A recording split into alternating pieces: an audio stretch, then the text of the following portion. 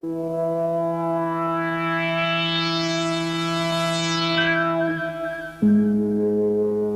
deep fracture in the Earth's crust slashes across 700 miles of California.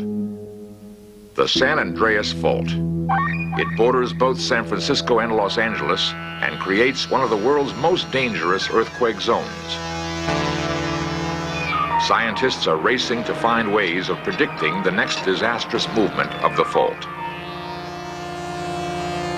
When will the great earthquake strike California?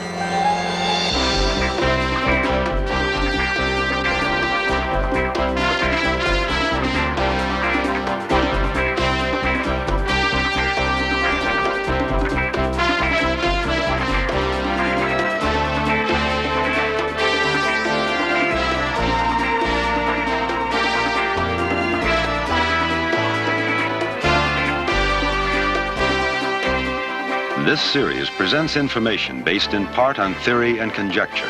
The producer's purpose is to suggest some possible explanations, but not necessarily the only ones, to the mysteries we will examine. California is famous for its warm and sunny climate. Its diverse lifestyles and spectacular vistas are as varied as any other land on Earth.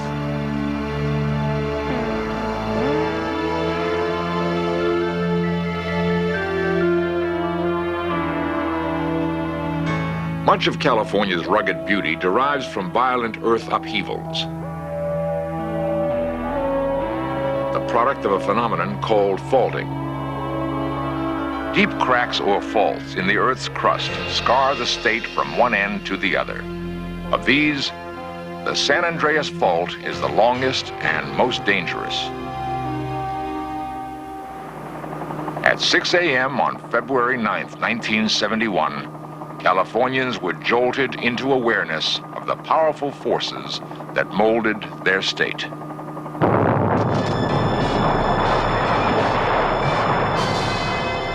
A sudden earthquake just north of Los Angeles caused massive devastation. 50 people were killed in the collapse of 2 hospitals. Since the quake was of only moderate size, engineers were shocked by the heavy damage to supposedly earthquake-resistant buildings and freeways.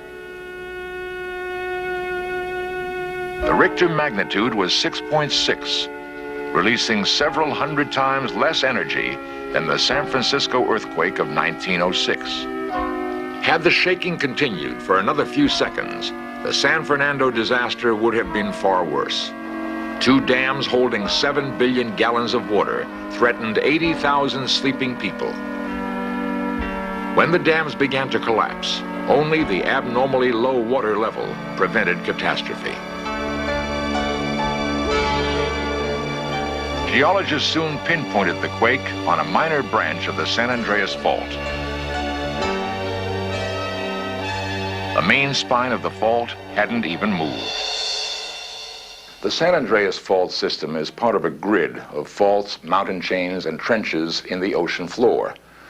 These features mark the boundaries between huge moving slabs of the Earth's crust called plates. Carrying continents and oceans with them, the plates float on a hot liquid layer of the planet. Along the fault in California, 2 plates slip and grind against each other due to movement deep within the Earth. Dr. Tim Hall has studied the San Andreas Fault for 15 years. I visualize the San Andreas Fault as a 700-mile-long vertical curtain of clay that runs the length of California down to a depth of about 10 miles that separates 2 moving plates from each other, the American plate and the Pacific plate. In places along that clay boundary, the fault can move along year by year, and we call that creep. In other places along the fault, the rocks are stuck together, locked. A large amount of energy gets stored in these surface rocks, which is released periodically by sudden large earthquakes. With its many branches, the San Andreas cuts a broad swath through California from San Francisco, Oakland, San Jose to Los Angeles. All are in fault zones. 15 million people are vulnerable. We shall travel along the fault seeing places where the danger is great and observing sites where crucial research is underway. The trip begins at Southern California's Salton Sea. Repeated fault movement has lifted and exposed a reddish band of rock. The twisted cliffs were gouged by the fault's immense power. Nearby, the San Andreas has made pockets of groundwater. Lines of palm trees and brush mark the fault's passage beneath the bleak sands.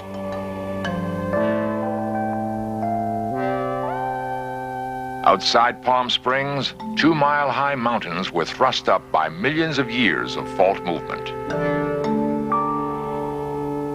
The fault skirts the Los Angeles basin. Its numerous sub-branches, including the one which shook San Fernando, threaten more than 10 million people. North of Los Angeles County, the fault carves a broad valley. Near Palmdale, Dr. Kerry Seed dug into the San Andreas and found a treasure trove of prehistoric earthquakes. Using carbon dating, each event is identified. The fault goes down through many distorted layers, which mark earthquakes going back to the time of Christ. The intervals between major quakes range from a maximum of 300 years to only half a century. The earthquake of 1857, largest ever recorded in Southern California, shows up as a sand blow, where sand and water spouted from the earth in an eerie fountain.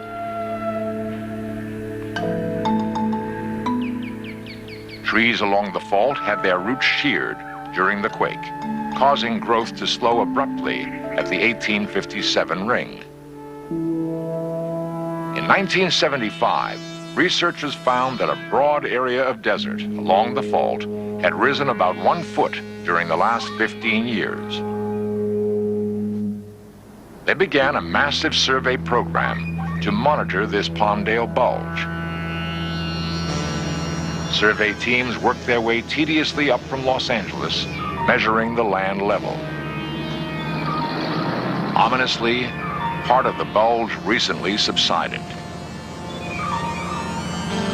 This pattern of uplift and collapse also happened before the devastating Alaskan and Chilean earthquakes. In Southern California, the pattern occurred once before without an earthquake. Does the Palmdale bulge reflect a harmless cycle or warn of a major jolt on the San Andreas fault?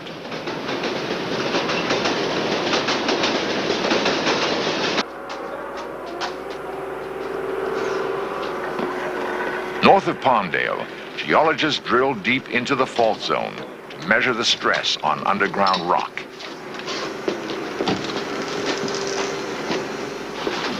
In hope of finding a new way to forecast earthquakes, the researchers pump water into the drill hole.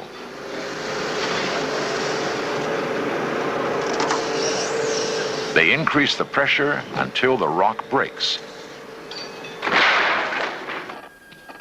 Knowing the natural strength of rock, they measure what added stress it is under from the earthquake fault. They have found that rock in the fault zone is cracked, water saturated, and close to the breaking point.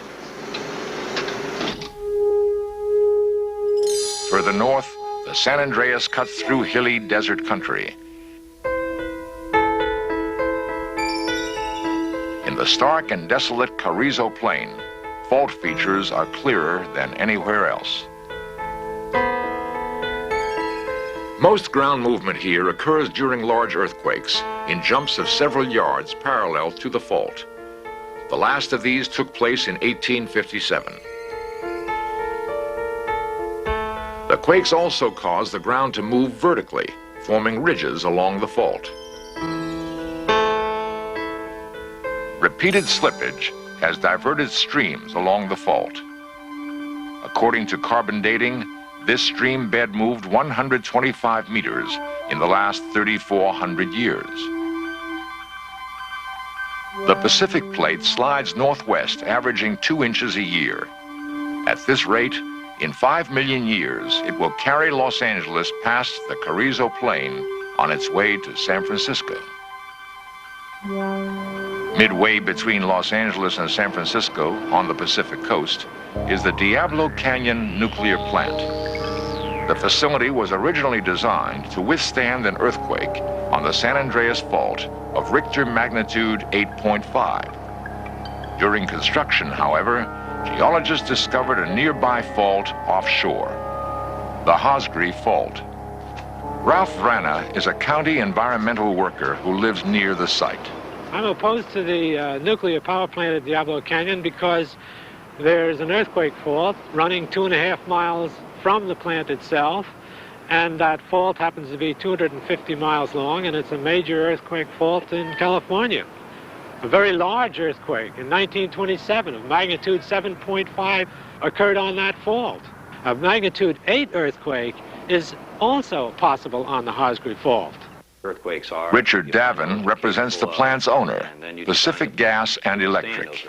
There are earthquake faults around Diablo Canyon, of course. There's San Andreas Fault 48 miles away, but there's a Hosgri Fault which is closer, and that's the one that's been of the major concern in the last several years.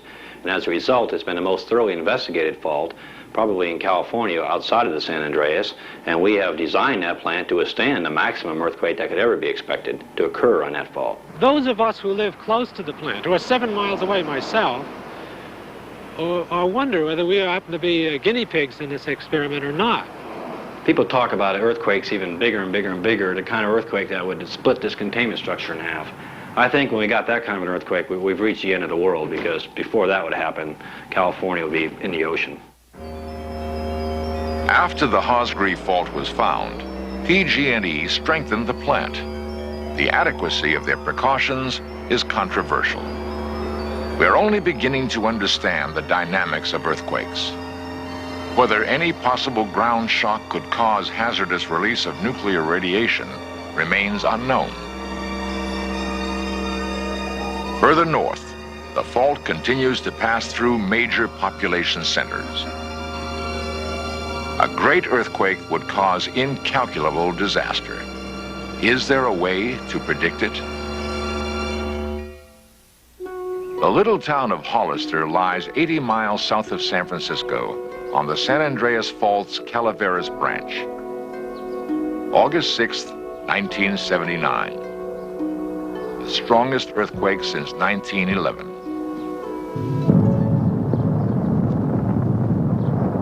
Sam Pintello was outside landscaping when it struck. I stood here and you could look out over the hills. You could see the hills rolling into each other, you know, just like they were just sort of bending. The ground was moving, the house was moving. Everything was everything seems to be tilting, especially the hills tilting toward each other. And of course I could see the trees shimmering over here. I don't know, it was just eerie. The fault at Hollister isn't locked. Slow creep and small shakes tear the land beneath the center of town. Houses are twisted out of shape. Streets and curbs are cracked and broken. In this region of unusual activity, instruments monitor fault movement. Hillsides are dotted with reflectors for laser beams. A unique two-color system tracks deep earth movement across the fault. 4 months before the August quake, the ground began to creep. Movement lasted for 10 weeks, followed by a period of quiet. Then, the earthquake struck. It is hoped the laser will eventually provide a reliable way to forecast earthquakes. West of Hollister, the San Andreas Fault gouges a narrow valley.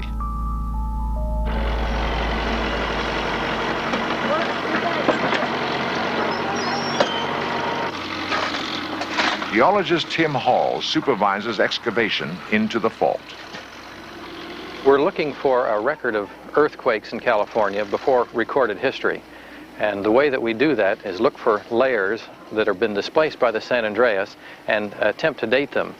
The goal of our study is to predict how often the San Andreas will move in the future. On the northern San Andreas, the earliest known great earthquake occurred in 1838, only 68 years before the 1906 disaster. If such a small interval is typical, the next major shake may be overdue in the Bay Area.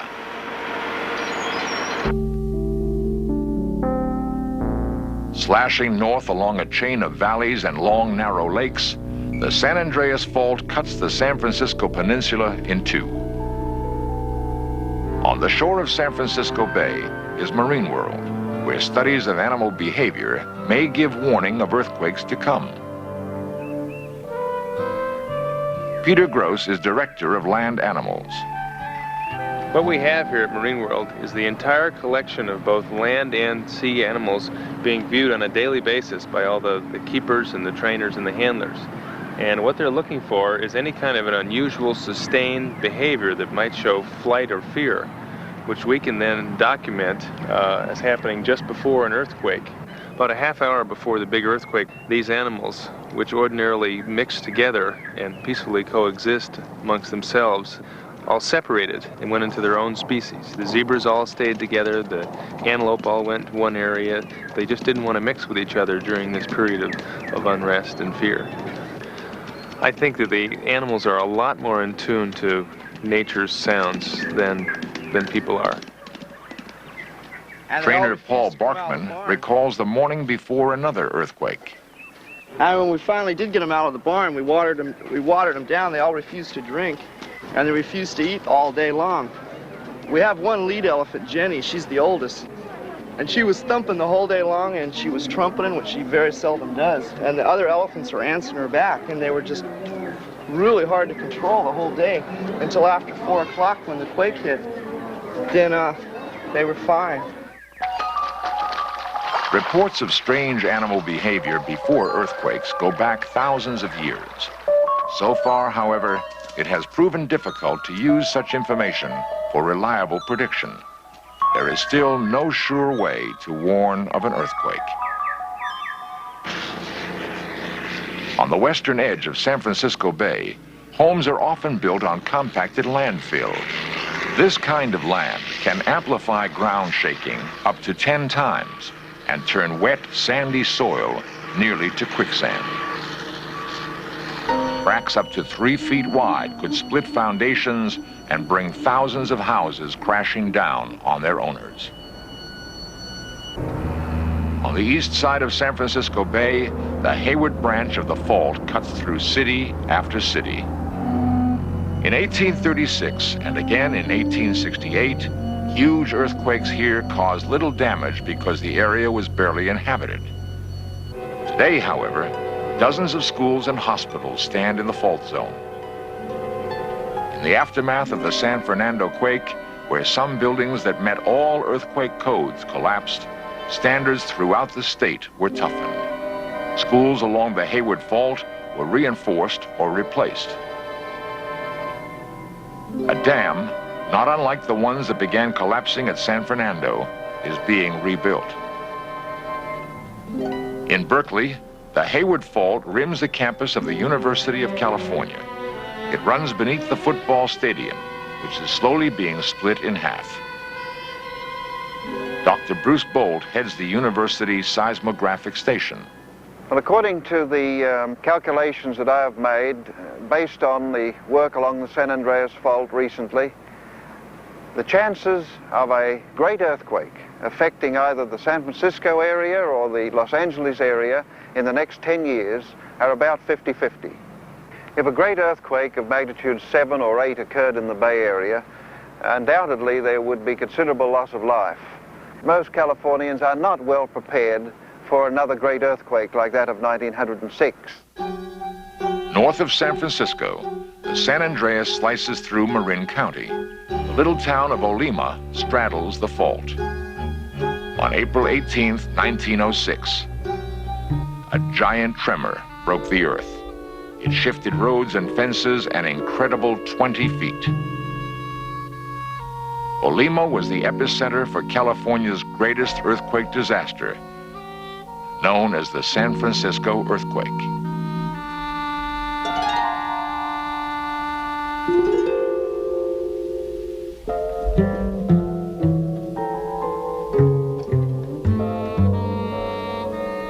That quake claimed 700 lives.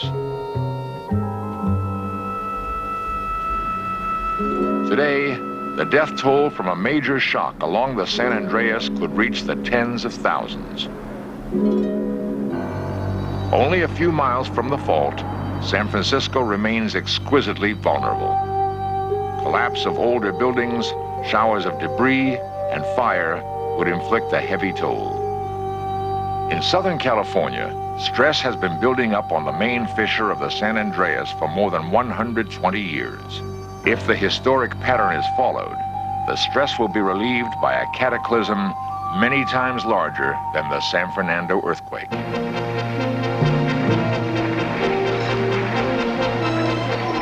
It is frightening to imagine that disaster multiplied 100-fold.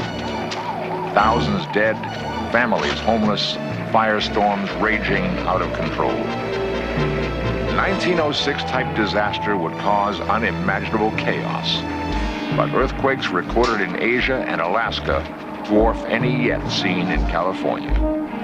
Perhaps we have yet to learn the full power of the San Andreas Fault.